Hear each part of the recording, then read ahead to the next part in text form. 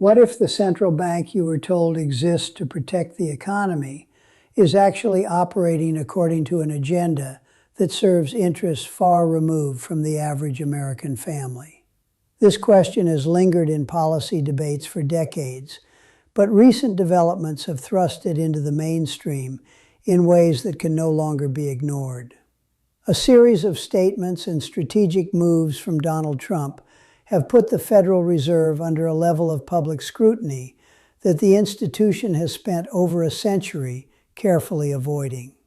And the response from Fed officials and their allies in the financial establishment suggests they are deeply uncomfortable with this exposure.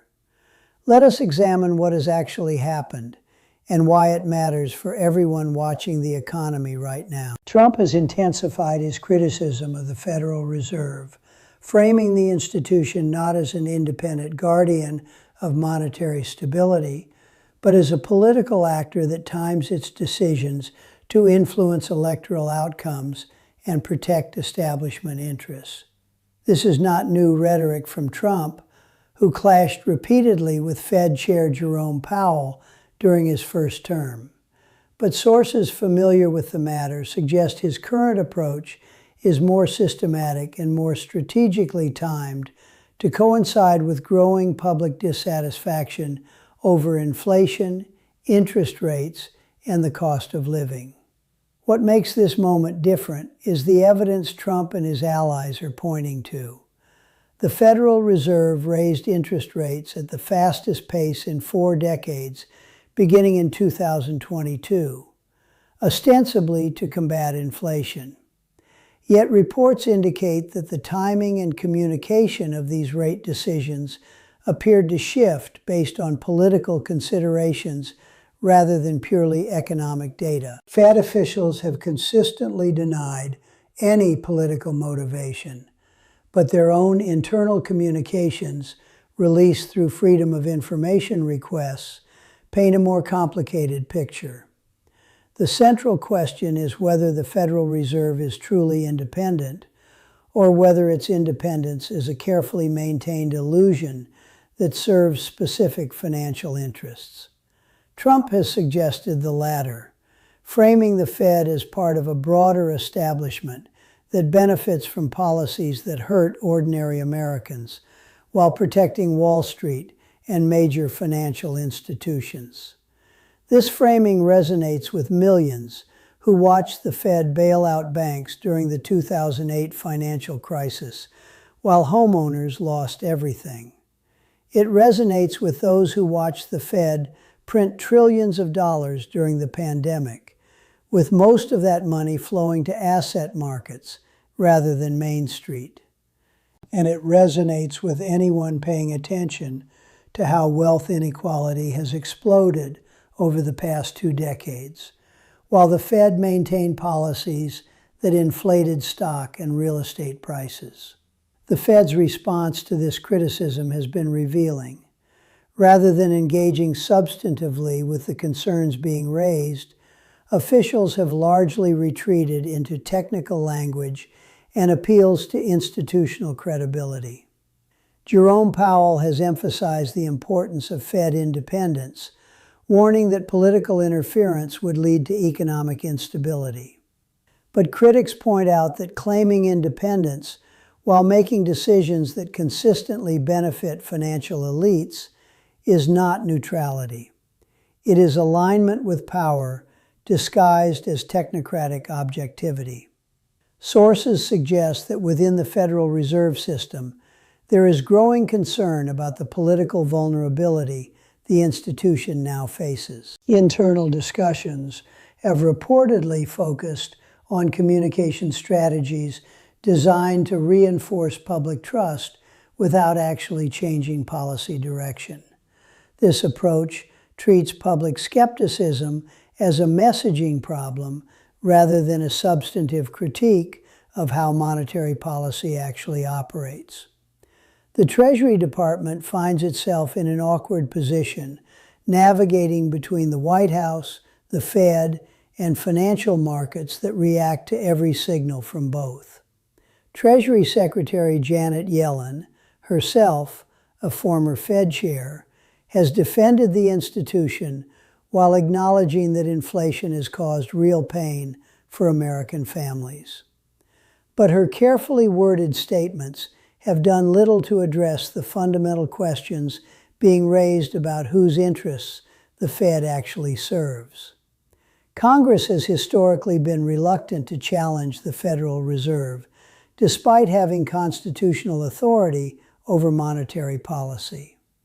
The Fed operates under a charter granted by Congress, and that charter can be modified or revoked. Yet most legislators treat the institution as untouchable, deferring to its claimed expertise and avoiding any action that might upset financial markets. Sources familiar with Capitol Hill discussions suggest this deference is beginning to crack. Members from both parties have expressed frustration with the Fed's handling of inflation, its communication inconsistencies, and its apparent prioritization of financial stability over the economic well-being of ordinary Americans. Trump has positioned himself as willing to fundamentally restructure this relationship. Reports indicate his advisors have discussed various approaches to exerting more executive influence over monetary policy, ranging from more aggressive public criticism to potential legal challenges to Fed independence. Whether these approaches are constitutionally viable remains a matter of debate among legal scholars. But the mere possibility has sent ripples through financial markets and central banking circles worldwide. Foreign central banks are watching this confrontation carefully. The Bank for International Settlements and other international monetary institutions have historically supported Fed independence as essential to dollar credibility. If that independence is perceived to be compromised, even symbolically, it could accelerate the movement toward alternative reserve currencies and payment systems. Sources familiar with international central bank discussions suggest there is genuine concern that American political instability is undermining confidence in the dollar-based financial system. This creates a feedback loop where criticism of the Fed contributes to the very instability that Fed defenders warn about. The deeper issue underlying all of this is whether central bank independence, as currently practiced, actually serves democratic societies. The Fed makes decisions that affect every American, yet its leadership is not elected, and its deliberations are largely shielded from public view. When those decisions consistently benefit asset owners over wage earners and financial institutions over households, the claim of neutrality becomes increasingly difficult to maintain. Trump has tapped into this fundamental tension in ways that transcend partisan politics. Whether you support him or oppose him, the questions he is raising about who the Fed serves and whose interests drive monetary policy deserve serious answers. The fact that the establishment response is focused on defending institutional prerogatives rather than addressing substantive concerns suggests those answers might be uncomfortable. What happens next depends on how this confrontation evolves. If Trump continues to apply pressure, the Fed may be forced into a level of transparency it has historically avoided. If the establishment successfully frames his criticism as dangerous populism, the institution may emerge with its autonomy intact, but its legitimacy further eroded among those who feel the economy is rigged against them. Either way, the idea that the Federal Reserve operates above politics as a neutral arbiter of monetary policy has been permanently damaged, and in that exposure lies both danger and opportunity. The question is whether Americans will demand a monetary system that genuinely serves their interests, or whether the current arrangement will continue operating as it always has, just with a bit more public awareness of whose agenda it actually serves.